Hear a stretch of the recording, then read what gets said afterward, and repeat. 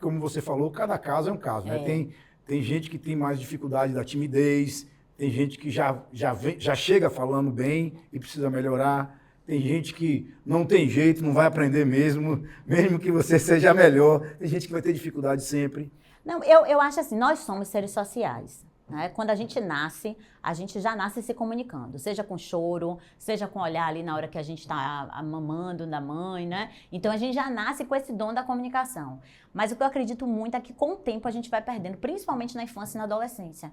Quando começa a existir uma comparação, sabe? Essa semana mesmo eu estava na escola de minha filha e as coleguinhas estavam se apresentando e tinha uma hora que eu estava olhando para a coleguinha dela que estava se apresentando. Quando eu passei o olhar, ela estava me olhando. Tipo assim, o que é que ela tá achando da minha colega? Ela tá gostando, ela não tá? Então ela começa, pô, ela gostou mais de uma, gostou mais de outra. Então ela começa, se eu aparecer, as pessoas podem não gostar de mim. Então é melhor eu não aparecer, porque vão falar. Só que as pessoas vão falar da gente sempre, né? A fofoca, ela faz parte também da humanidade. Então é sobre a gente não se realizar. Quando a gente não fala, a gente não faz o que a gente quer fazer, a gente não se realiza. Imagina se hoje você estivesse aqui preocupado com o que o vereador tal vai achar, com o que fulano vai achar, e não realizasse esse seu projeto que você mesmo falou que você quer realizar há tanto tempo, né? É isso aí.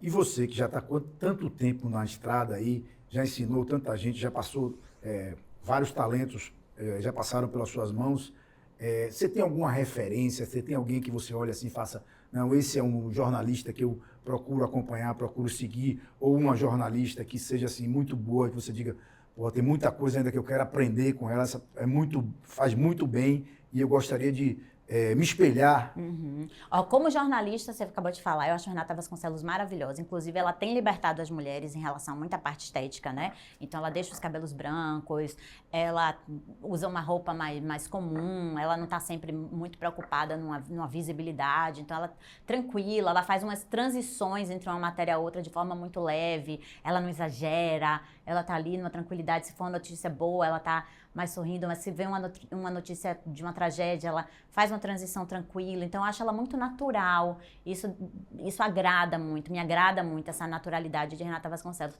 Em relação à entrevistadora, eu acho que não tem melhor do que Marília Gabriela, né? Com aquele charme que ela tem. Inclusive, uma fonoaudióloga me disse, quando eu estava gravando para o Futura em São Paulo, eu fui apresentadora do canal Futura, uma fonoaudióloga que eu entrevistei, ela me disse que aquele tom de Marília Gabriela, que é construído.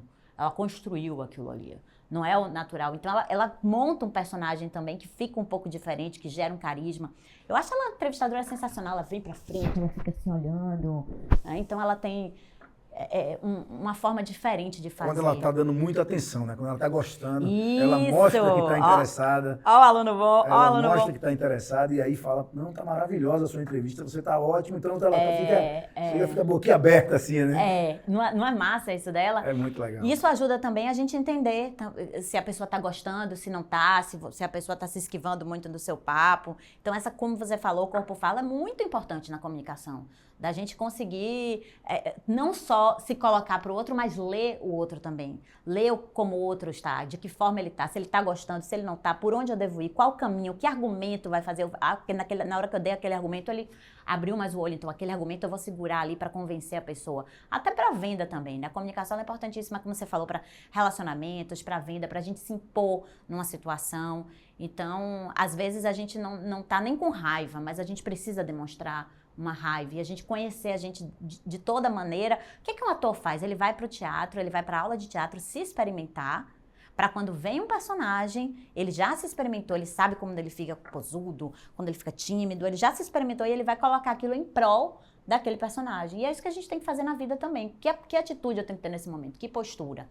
Então, acho que Renata Vasconcelos, na questão do jornalismo, Maju Coutinho, eu acho excelente na capacidade dela improvisar, ela é muito rápida, acho incrível. Rita Batista, amo, né? A gente fomos colegas de 2 de julho, acho ela incrível na autenticidade, né? Primeiro, uma mulher que diz, bota no Instagram, eu sou a melhor coisa que pode acontecer na vida de qualquer pessoa ou corporação, uma mulher que se banca, né? E eu acho que vem muito daí, eu acho que você já teve contato com ela, né, Paulinho? E uma jornalista surpreendente nesse ponto. Minha primeira entrevista, se não me falha a memória, foi na Band, com Rita Batista e Mário Kertz. É mesmo? Eu estava recém-eleito, no meu primeiro mandato, eles tinham um programa na Band, Mário Kertz é um beijo enorme, amo de paixão. Ele não tinha ainda a Metrópole? Eu acho que ele estava começando, acho que era Cidade ainda. Aham. Era Cidade, e ele tinha um programa de rádio na Cidade, mas ele tinha na TV Band. E você estreou com o Mário Kertz, então? Estreei, entrevistado por Mário Kertz. Ele entrevistou os vereadores que tinham sido recém-eleitos naquela época, entrevistou todos. Eu acho que eu fui deixando para eu ficar para o final, porque eu estava morrendo de medo. Eu queria ser o último a ser entrevistado. Cheguei na frente de Mário Kertz, meu ídolo, eu me tremia todo. Então, eu cheguei lá... Qual era a sensação? Medo de errar? Era o quê, Paulinho, que você sentia? Era aquele frio na barriga mesmo, mas eu acho que esse frio na barriga a gente tem que sentir sempre. Toda vez que a gente começa um projeto novo, toda vez que a gente começa alguma coisa. E você também, eu queria saber dessa diferença, porque existem vários tipos de público para a pessoa falar, para se comunicar, para transmitir o conteúdo é diferente. Então, cada público é um público. Então, tem uma forma de falar para um público que não é a mesma para o outro público. Como é que você trata isso? Já chega pronto? Como é que vai? É o público e o assunto. Por exemplo, se a gente vai conversando aqui de futebol, claro que a gente vai ter um traquejo maior, a gente vai brincar, você é de tal time, pô, aquela jogada, vai ter até um linguajar. Não me fale de futebol, não. Que o Vitória perdeu e o Bahia perdeu também. Então, eu sou Bahia. Então aí a gente já começa a dar risada, a gente começa a já ter um papo mais leve, né? Então vai depender do conteúdo também e do público. Por exemplo, se você está falando na Câmara para os seus pares, né? Assuntos do regimento da Câmara, da Comissão de Justiça, da Comissão de Justiça, não, Comissão de... porque eu fui muito CCJ, tempo da CCJ. Que é a comissão Agora eu sou da Planejamento Urbano e Meio Ambiente, que é a comissão que vai cuidar do PDDU, que vai discutir a nossa cidade para os próximos 20 anos aí. Então, por exemplo, muito importante também. Você está lá na Câmara, você fala PDDU, todo mundo já sabe. Né? CCJ, todo mundo já sabe. Então, são siglas. Nem todo mundo sabe, é bom que a gente diga. Dentro da Câmara? PDDU é Plano Diretor de Desenvolvimento Urbano. Então, nem todo mundo sabe o que é PDDU. Não, eu estou falando na Câmara. Mas é importante que a gente diga. Sim, com certeza. Na Câmara, eu acho que a grande maioria sabe. Deu uma estudadinha ali no regimento, né? Com certeza. Não estou dizendo, os vereadores todos sabem, mas quem está ali no dia a dia, sim, na sessão, nem todos sabem. Né? Acho que tem que estar sempre falando, explicando o que é que vai se discutir, até para que as pessoas participem também, né? Com certeza. Muito importante a participação popular nesse momento de discussão. Então, se você está ali na sessão e tem pessoas da população, você tem que explicar. Agora, se você está entre seus pares e as pessoas já conhecem aqueles termos, então você está aqui, vai um dia que você for entrevistar um médico aqui, a pessoa, ela vai estar falando para um público muito extenso, né? Afinal de contas, com certeza, o seu podcast vai ser um sucesso, já é. Então, público extenso, ela vai ter que explicar cada coisa, mas conversando com um colega dele da mesma área, ele não vai precisar explicar cada ponto. Então, isso é óbvio e a gente tem que respeitar esse público. Esse público é de uma maneira, esse é de outra. Esse aqui eu preciso falar de uma maneira mais simples. E é isso que eu amo muito no jornalismo de televisão, de TV aberta, que a linguagem ela sempre tem que ser simples. O presidente da República, o presidente do Tribunal Superior do STF tem que entender tanto quanto Dona Maria, que não teve a oportunidade de estudar e está lá na roça e às vezes nem sabe ler. Então todos têm que entender. Então o jornalismo ensinou muito isso, a linguagem simples, sem ser simplória, sem ser chula, né? Uma linguagem correta dentro do português, dentro da gramática. Então, mas, por exemplo, você como vereador, você está numa comunidade estudantil, numa escola, sua linguagem, até seu corpo para se aproximar mais daquelas pessoas, o jeito de você falar vai ser um. Isso até, Paulinho, costuma acontecer naturalmente, instintivamente. Mas quando a gente tem essa consciência, fica mais fácil. Até porque nem sempre a gente está no melhor dia. Né? Então, tem dias que a gente não está afim, tem dias que não está raciocinando direito. Então, se você já tem uma técnica, você já tem um modus operandi para aquele momento, você já consegue fazer de uma forma mais natural. Então, o público ele é importante, o conteúdo que você vai falar, tudo vai depender desses momentos. A comunicação ela não é padrão, ela é situação. Aqui eu estou sendo uma, com minha filha eu vou ser outra, né? Com meu pai e minha mãe eu vou ser outra, com amiga X eu vou ser de um jeito, com amiga Y é outro. É a forma que a gente vai falar para essa pessoa. Mas você falou uma coisa aí muito importante, uma coisa que eu gostaria de ter, quero até aprender com você, que são as muletas, né? As muletas da comunicação. Que você, como você pode estar num momento que você não esteja muito bem, não esteja com raciocínio rápido, tem alguma coisa que você usa dessa forma para segurar a comunicação, para manter a comunicação?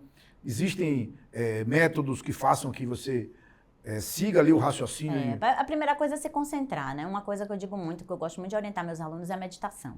A meditação ajuda a acalmar a mente e a gente ter uma interiorização para a gente conseguir se concentrar no assunto, se segurar naquele objetivo. Então, por mais que a gente esteja aqui no estúdio com o Luiz, com o Joãozinho ali, com o Kevin, Jeff, Jones, ajudando a gente, eu ficar concentrada aqui no que eu tenho para falar.